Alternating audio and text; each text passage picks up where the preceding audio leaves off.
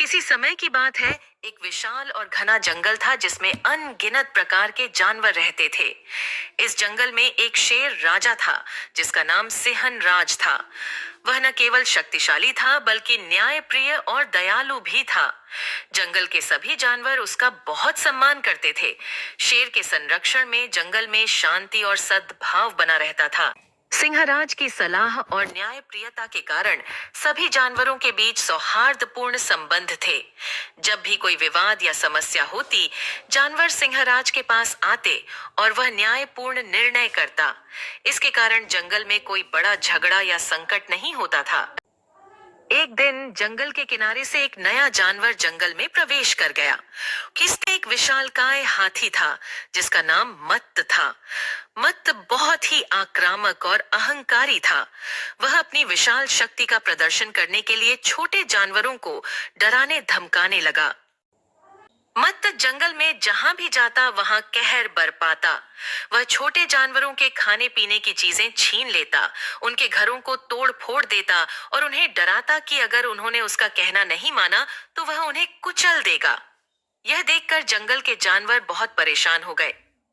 छोटे जानवर जैसे खरगोश, बंदर, हिरण और सियार सभी मत्त के अत्याचारों से भयभीत हो गए थे। वे हर समय डर में जी रहे थे और कुछ ने तो अपना घर छोड़कर जंगल के और भी गहरे हिस्से में जाने का फैसला किया ताकि वे मत्त के अत्याचारों से बच सकें। सभी जानवरों ने मिलकर सिंहराज के पास जाने का निर्णय लिया।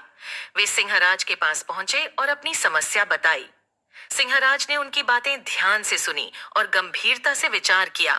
सिंहराज ने कहा, हाथी बहुत ताकतवर है, लेकिन अगर हम सब मिलकर काम करेंगे तो हम उसे हरा सकते हैं। हमें डरने की जरूरत नहीं है। उसने सभी जानवरों को एकजुट होकर मत्त का सामना करने की सलाह दी।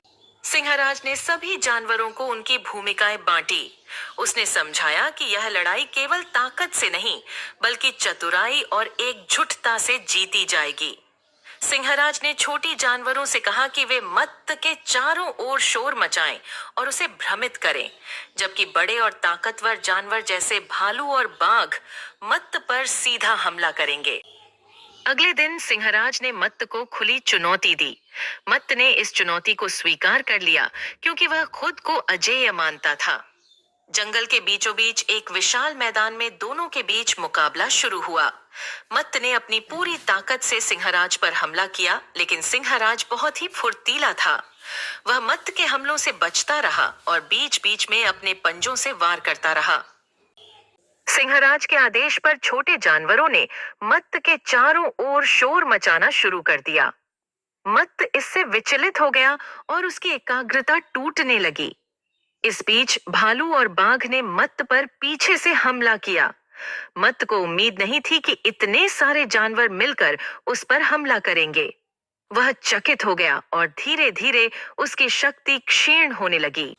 मत्त ने अपनी पूरी ताकत से संघर्ष किया, लेकिन वह जंगल के सभी जानवरों की एकजुटता के सामने टिक नहीं पाया। आखिरकार वह थककर जमीन पर गिर पड़ा।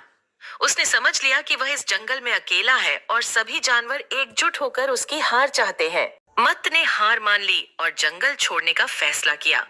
उसने सिंहराज से माफी मांगी और कहा, मैंने अपनी ताकत पर घमंड किया और बाकी जानवरों को कमजोर समझा, लेकिन आज मुझे समझ में आ गया कि असली ताकत एकता में होती है। सिंहराज ने मत्त को माफ कर दिया, लेकिन उसे चेतावनी दी कि अगर वह फिर कभी जंगल में लौटने की कोशिश करेगा तो उसे और भी कड़ी सजा मिलेगी। मत्त ने वादा किया कि वह कभी वापस नहीं आएगा और जंगल से चला गया।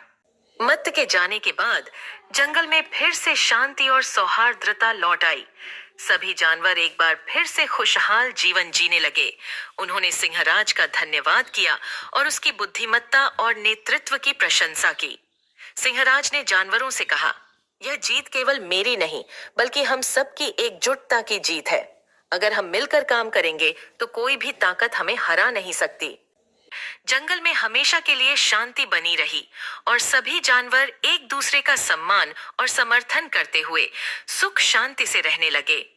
इस कहानी से हमें यह सीखने को मिलता है कि एकता में शक्ति होती है और घमंड कभी किसी का भला नहीं करता।